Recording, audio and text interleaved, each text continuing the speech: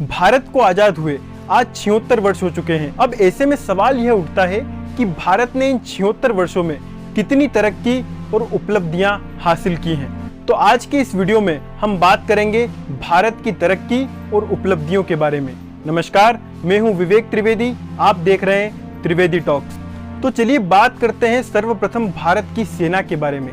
जी हाँ, विश्व की सबसे शक्तिशाली सेनाओं में से एक है भारत की सेना।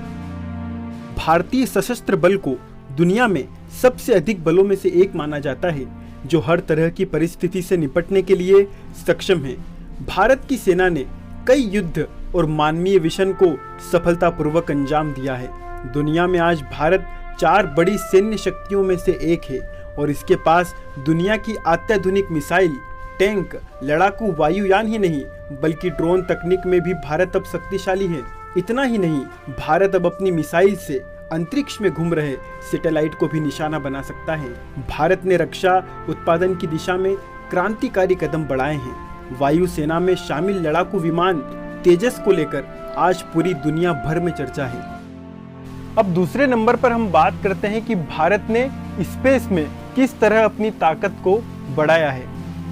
भारत का स्पेस मिशन अब पहले से कहीं और ज्यादा शक्तिशाली बन चुका है। वह अपने ही नहीं बल्कि दूसरे देशों के सैटेलाइट भी लॉन्च करता है। भारत ने एक दिन में 100 सैटेलाइट लॉन्च करने का रिकॉर्ड भी बनाया है। अंतरिक्ष प्रौद्योगिकी में भारत अब विश्व की चौथी सबसे बड़ी शक्ति है। वर्ष 1975 में भारत ने पहले अंतरिक्ष उपग्रह का आर्यभट्ट का डिजाइन तैयार किया था। इसके अलावा मंगल ग्रह की कक्षा में पहुंचने वाला भारत दुनिया का चौथा और अपने ही पहले ही प्रयास में सफल रहने वाला पहला देश बन चुका है। भारत ने अपने पहले ही प्रयास में चंद्रमा की पड़ताल के लिए भेजे जाने वाले चंद्रयान को लॉन्च करने में सफलता अर्जित की और चंद्रमा की मिट्टी में पानी के कणों की मौजूदगी की खोज भी की। इन सभी कार्यों का श्रेय भारतीय अंतरिक्ष अनुसंधान केंद्र इसरो को जाता है। तो चलिए हम बात करते हैं तीसरे नंबर पर भारत की बढ़ती अर्थशक्ति के बारे में। तेजी से बढ़ती भारतीय अर्थव्यवस्था और दुनिया में बदल रहे आर्थिक समीकरण के चलते भारत के सामने अब 15 अगस्त आजादी के 77वें महोत्सव पर 5 ट्रिलियन इकोनॉमी का लक्ष्य है। भारत एशिया में तीसरी सबसे बड़ी अर्थव्यवस्था वाला देश है। औपनिवेशिक शासनकाल से अब तक भारत की अर्थव्यवस्था 2.7 लाख करोड़ रुपए से बढ़कर 57 लाख करोड़ रुपए की हो गई है। देश का विदेशी मुद्रा भंडार भी 300 बिलियन अमेरिकी डॉलर से अधिक का हो गया है, जो बाहरी ताकतों से लड़ने में अर्थव्यवस्था की मदद करता है। भारत सरकार ने 1 जुलाई 2017 से जीएसटी यानी वस्तु एवं सेवा कर के जरिए कर प्रणाली की विसंगतियों को दूर करने का काम भी किया है। अब हम बात करते हैं भारत की शिक्षा क्रांति के बारे में। हमारे पास अब दुनिया के टॉप स्कूल और यूनिवर्सिटीज हैं। हमारे यहाँ पर दुनिया के सबसे ज्यादा और टॉप सॉफ्टवेयर इंजीनियर्स हैं। आजादी के बाद शिक्षा के क्षेत्र में भारत ने लगातार विकास किया है। स्वतंत्रता के समय मात्र 12% साक्षरता दर थी, लेकिन अब 74.04% है।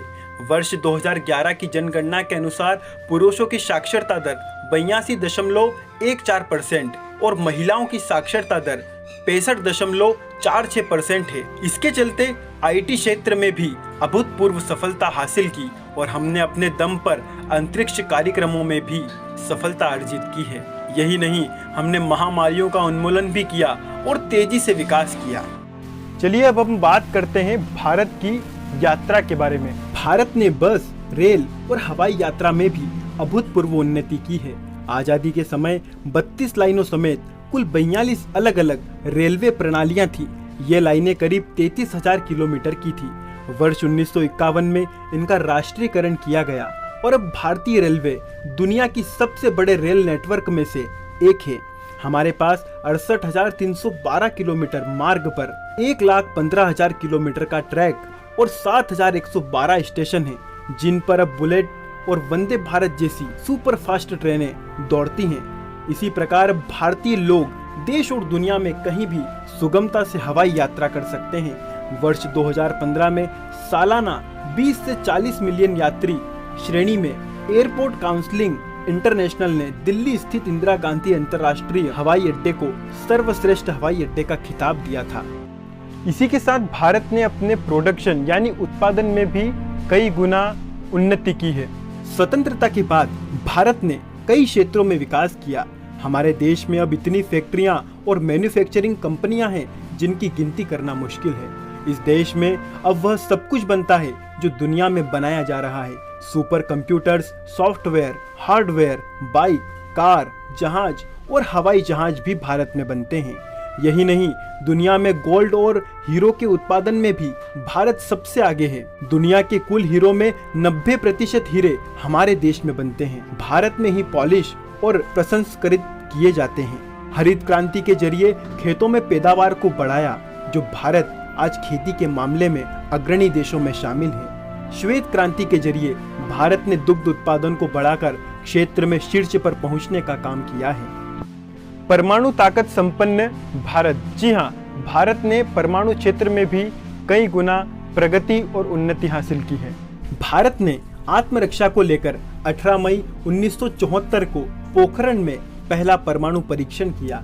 इसके 24 साल बाद तमाम अंतर्राष्ट्रीय विरोधियों को नजरअंदाज करके 11 और 13 मई 1998 को पोखरण में परमाणु परीक्षणों को अंजाम देकर दुनिया को अपनी ताकत का एहसास करा दिया। आज भारत परमाणु से बिजली उत्पन्न करने वाले देशों में शामिल है। परमाणु सिर्फ विध्वंस के लिए नहीं, सृजन के लिए भी काम आता है। अब बात करते हैं भारत में इंटरनेट और मोबाइल क्रांति के बारे में। 1981 में भारत ने पहला दूरसंचार उपग्रह एप्पल हासिल किया और दूरसंचार क्षेत्र में भारत ने जो उपलब्धियां हासिल की उसको बयां करना कठिन है। 15 अगस्त 1995 VSNL से भारत में इंटरनेट की शुरुआत हुई। अब भारत में मोबाइल क्रांति ने लोगों के जीवन को बदल कर रख दिया है। मोबाइल से पेमेंट ने बैंकों में भीड़ कम कर दी है। 2022 में भारत डिजिटल पेमेंट के मामले में नंबर 1 पर बन गया है। अब बात करते हैं भारत की स्वर्णिम चतुर्भुज योजना के बारे में। 2001 में वाजपेयी सरकार ने स्वर्णिम चतुर्भुज योजना की शुरुआत की। ये परियोजना भारत में 4 प्रमुख शहरों दिल्ली, मुंबई, चेन्नई और कोलकाता को जोड़ने वाली सबसे बड़ी राजमार्ग परियोजना थी। इसने भारत के हाईवे का चेहरा बदल कर रख दिया और अब भारत के पास विश्व का सबसे बड़ा और अच्छा सड़क मार्ग है। अब अंत में बात आती है भारत की जनसंख्या के बारे में। भारत की जनसंख्या ने अब चीन को पछाड़ दिया है। चीन अपनी जनसंख्या के बल पर दुनिया का सबसे बड़ा देश बन गया था। उसने अपनी जनता को उत्पादन में लगा दिया था। श्रम शक्ति से उसने वह सब कुछ हासिल किया जो वह चाहता था। आज भारत में करीब 64 करोड़ युवा आबादी निवास करती है। यह युवा अपने श्रम के बल पर पूरी दुनिया को बदलने की शक्ति रखते हैं। दूसरी बात यह कि जनसंख्या बढ़ती है तो उसके साथ ही बहुत सी चीजें बढ़ती है। भारत अपनी आबादी को आपदा नहीं अवसर में बदलने की तैयारी कर रहा है। संयुक्त राष्ट्र की ओर से जारी आंकड़ों के मुताबिक 1.428 बिलियन से अधिक जनसंख्या के साथ भारत दुनिया का सबसे अधिक आबादी वाला देश बन गया है।